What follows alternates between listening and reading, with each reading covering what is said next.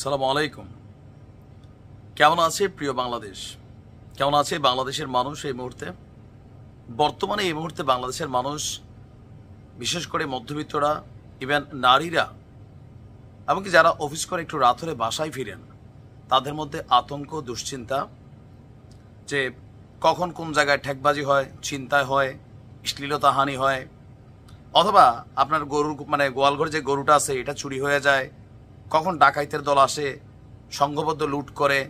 প্রবাসীরও টেনশনে আছে, যদি কারো বাড়িতে বিদেশি যায়, বিদেশ থেকে ছুটিতে গেছে, ডাকাতি হয়। এই যে একটা অস্থির পরিস্থিতি, এটার জন্য আসলে দায়ী কারা? সরকার বলছেন এটার জন্য আওয়ামী লীগের নেতাকর্মীরা দায়ী, স্বরাষ্ট্রমন্ত্রী ডাইরেক্ট বলছেন, উপদেষ্টা। আবার আওয়ামী লীগ বলছে দেখো যে এই সরকার ক্ষমতায় আসার পরে যাদেরকে জেল থেকে ছেড়ে দেওয়া হচ্ছে এরা এগুলা ঘটাচ্ছে। এই যে বিভিন্ন একটা অস্থির পরিস্থিতি, এর মাঝখানে সেনাপ্রধান গেল 2 দিন আগে তিনি একটা ডাক দিয়েছিলেন, খেয়াল আছে তো, যে আপনাদেরকে সতর্ক করে দিচ্ছি। আর এর পাশাপাশি সেনাবাহিনীকে একটা নির্দেশনা দিয়েছিলেন দেশের আইন শৃঙ্খলা পরিস্থিতিকে ব্যালেন্স রাখতে, মানুষ যেন নিশ্চিন্তে নিরাপত্তা নিয়ে চলাফেরা করতে পারে, সেই পরিস্থিতি সেনাবাহিনীর উপর ইমানই দায়িত্ব। তিনি বলছিলেন যে দেশকে সুন্দর একটা জায়গায় রেখে সেনাবাহিনী ব্যারাকে ফিরে যাবে। সেনাপ্রধানের এমন আহ্বানের পরই গতকালকে সম্ভবত এই যে আমাদের মাঠে যৌথ বাহিনী নামছে, অথবা what is the meaning of army, আমরা ওটা ভুলে গেছিলাম। সত্যি সত্যি গতকালকে যা দেখছি ভাল লাগছে। স্পর্শকাতর চিত্র দেখাইতে পারি নাই, পিস মোরা বান দিয়া এক একটারে ফ্লোরের উপর ফালাই রাখছে। আর এরাও কেমন ভাই, আপনি একদিক দিয়ে অভিযান চালাবেন, তারা জানে জায়গায় জায়গায় ক্যামেরা সেট আপ করা, আপনি ঘরে ঢুকবেন মনে হবে এখানে আর কিচ্ছু নাই, কিন্তু একের পর এক সুড়ঙ্গ, একের পর এক দরজা। বাট তথ্য ছিল সম্ভবত সেনাবাহিনীর কাছে গাজীপুরের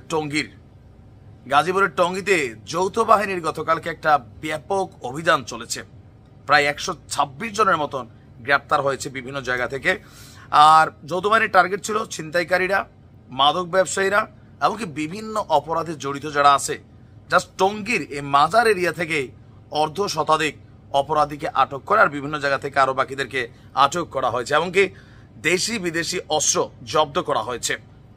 সন্ধ্যা 6টা থেকে ঠিক রাত 9টা পর্যন্ত 3 ঘন্টা এই অভিযানের অংশ নিয়েছে সেনাবাহিনী, র্যাব, বিজিবি এবং পুলিশের বিপুল সংখ্যক সদস্য।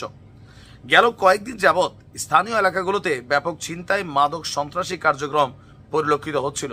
আর এই সকল কিছুকে থামাইতে ঘরে ঘরে বিভিন্ন ঘরে তল্লাশি চালিয়ে আপনার তাদের যে জমাকৃত অস্ত্র, মাদক এগুলা উদ্ধার করা হয়। এবং কি আইনশৃঙ্খলা বাহিনী বলছে যে রাজধানীর উত্তরা সহ শিল্পাঞ্চল টঙ্গী অপরাধ প্রবণ এলাকা হয়ে ওঠায় আইনশৃঙ্খলা পরিস্থিতির উন্নতি করতে যৌথ বাহিনীর অভিযান পরিচালনা করা হয়। আর যাদেরকে গ্রেপ্তার করা হয়েছে তাদের বিরুদ্ধে আইনগত ব্যবস্থা নেওয়া হবে। আপনার মোটামুটি আমরা গতকালকে সেনাবাহিনী শুধু এখানে না, বিভিন্ন জায়গায় যেই দৃশ্যপট দেখেছি, ভাল লাগছে। মানুষ একটা অস্থির অবস্থার মধ্যে আছে ভাই। 10টা টাকা আপনি পকেটে নিয়ে যাবেন, কখন যে রিক্সায়, রানিং রিক্সা থামাইয়া কোপানো হচ্ছে, টাকা নিয়ে যাওয়া হচ্ছে। বাসের মধ্যে যে গাছ ফালাইয়া, এগুলো ছোটবেলায় শুনতাম আমরা যখন ছোট ছিলাম। আমি সিলেট বড় হয়েছি, সিলেট থেকে আসার সময় এগুলো দেখতাম যে রাস্তার মধ্যে গাছ ফালাইয়া তারপর আপনার ডাকাতি হইতো। লম্বা সময় ধরে এই যে হিনকাটা, চোর, ডাকাতি, বাড়ি ঘরে, এগুলো কিন্তু ছিলই না বলা যায়। এখন একে অন্যকে দোষারোপ করছে। আওয়ামী লীগ বলছে এগুলো সন্ত্রাসী যারা ছাড়া পাইছে, আর বাকিরা বলতেছে সরকারকে অস্থিতিশীল করার জন্য আওয়ামী লীগ টাকা পয়সা খরচ করে এই ধরনের ঘটনা ঘটাচ্ছে। ভাই যারাই ঘটাক, আওয়ামী লীগ ঘটাক আর সন্ত্রাসীরা ঘটাক, সবগুলারে ক্রস ফায়ার করে দেওয়া দরকার। কারণ এদের 2-4টারে ক্রস ফায়ার না করলে জাতি মুক্তি পাবে না। এদের মধ্যে একটা ভয় ঢুকছে, ভয় ভেঙে গেছে কোনটা, যে পুলিশ তো এখন ধরে নিয়ে আর মাইরা ফেলবে না, অথবা স্পটে শেষ করে দিবে না, গ্রেপ্তার করবে, জেলে যাবো, আবার বের হব। ধন্যবাদ সেনাবাহিনী এবং কি যৌথ বাহিনীকে যারা এই কাজে গতকালকে শ্রম দিয়েছেন। আসসালামু আলাইকুম।